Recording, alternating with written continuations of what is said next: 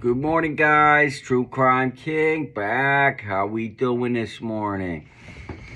All right, so I guess everybody knows that this Alex Murdaugh is big in the news, especially in the true crime genre here. So I'm going to play a video that because it's kind of complicated. So we're gonna watch a video that kind of sums up all of his everything that he's supposedly done and why he's on trial. So that way, when I make more videos about this guy, you'll understand exactly what he's done. All right? Hit that like and subscribe button. It's free. Don't be a clown. Thank you. Here we go. With more turns than a South Carolina country road. It begins in the small town of Hampton just over 100 years ago, when residents elect Randolph Murdaugh as the 14th Circuit solicitor. Most states call them district attorneys. For more than 85 years, 3 generations of Murdaughs with the supreme law for more than 3,200 square miles of low country. It's pretty well recognized in law that in criminal justice, there is no figure more powerful than the prosecutor.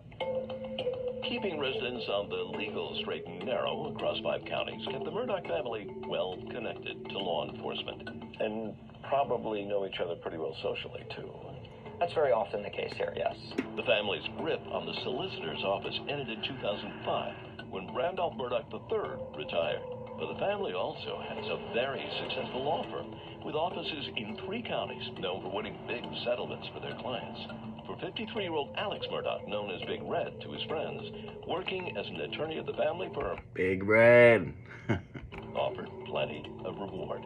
Each evening, he'd head home to his more than 1,700-acre estate and his beautiful family. He seemed to have everything anyone could ever want, until one terrible night this past June. Moselle Road, I've been up to it now, it's bad. Murdaugh says he returned home to find his wife and son shot to death out near the dog kennels on their vast property. And are they breathing? No, ma'am. Okay, and you said it's your wife and your son? My wife and my son. 52-year-old Maggie Murdaugh was shot multiple times, sources say, with a semi-automatic rifle, while 22-year-old Paul Murdaugh had been shot at least twice with a shotgun. All right, so right there, I would assume 2 people, right? 2 different guns. The gruesome scene suggested 2 shooters, leaving many wondering if the family's long legal history had played a role. Seth Stoughton is a former police officer turned attorney and professor. 2 weapons, 2 people possibly would suggest maybe this had been planned carefully. It's certainly not something that I would expect an investigator to rule out based on the evidence that I'm aware of that's been publicly available. Alex Murdaugh and his surviving son put up their own money for a $100,000 reward for information. But at the bottom of the notice was an odd catch. The tip must be submitted to law enforcement on or before September 30th. You ever heard of an expiration date on a reward? I have not. South Carolina's son and mother who were gunned down. It wasn't the only strange thing. In an interview on ABC's Good Morning America, Murdaugh family members said their nephew Paul had been getting threatening messages online before he was killed. I didn't think it was a credible threat. If it was, I would have tried to do something or notified someone. But I guess, no. I don't know. I mean, if his brother and his mother were just killed, I would take any threat serious, right? Maybe I made a mistake. The family says the threat started after a fatal boating accident. Oh, what bridge is this? 911, where's your emergency? We're in a boat crash on Arthur Street. We have someone missing. February 2019, Beaufort, South Carolina. Paul Murdaugh and 5 friends, all underage, out for a night of partying. Images from investigation files obtained by CNN show Paul Murdaugh buying beer and then buying more drinks at a bar. Everyone gets into a boat. Witnesses told investigators Paul was driving. Investigators say the 17-foot boat struck a bridge at high speed. 19-year-old Valerie Beach was thrown into the water. Please send someone. I will call in, okay? There's 6 of us and 1 is missing. would take a week to find Beach's body. Wow. Paul Murdaugh was charged with boating under the influence, resulting in death, facing up to 25 years in prison. He pleaded not guilty.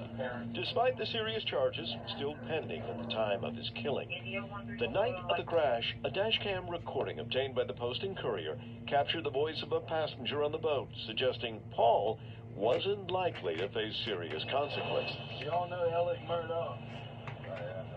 That's his son. Good luck. It wouldn't be the first time someone suggested the Murdaugh name could influence the outcome of an investigation. In the aftermath of the mother and son murders, SLED, the South Carolina Law Enforcement Division, made a stunning announcement. During their investigation, they said they found something. They wouldn't say what, but as a result, they were going to reopen an investigation into another unsolved death from 2015. Where's your emergency?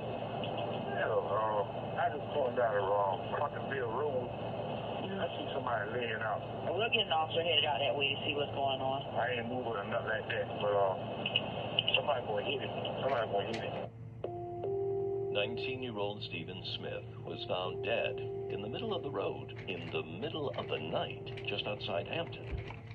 Yeah, so who's Stephen Smith, right? There were no witnesses, but among classmates and friends, there was a lot of talk, police files show.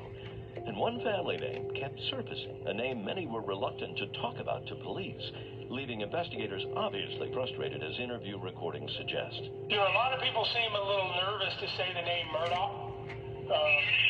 And you know, I understand that they're pretty big down there in Hampton, but I'm out of Charleston, and that name doesn't mean anything to me.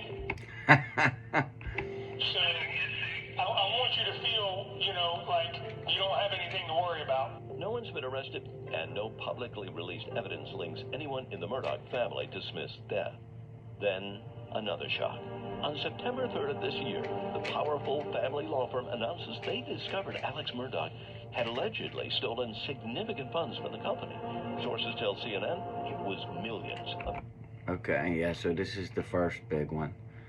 He's been stealing millions of dollars from the law firm.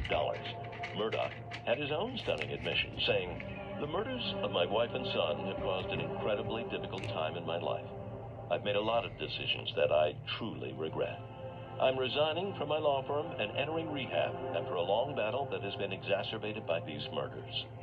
Okay, so he's addicted to something. His lawyer confirming an opioid addiction. But the biggest shock was still to come. He was shot in the head while changing a tire. The very next day, Alex Murdaugh says as he stopped on the side of the road looking at a leaky tire, Murdaugh says a man in a pickup truck drove past, then turned around in a church parking lot and returned. After a brief conversation, Murdaugh told investigators the man shot him in the head. He was out of the hospital 2 days later. So many wondered if the shooting had been staged. Murdaugh's spokesperson put out a statement denying it was self-inflicted. But it's kind of rare to get shot in the head and not have any, you know, serious injuries. Unless you're trying to stage it yourself, right? But the church where the truck turned around might just be the answer to investigators' prayers.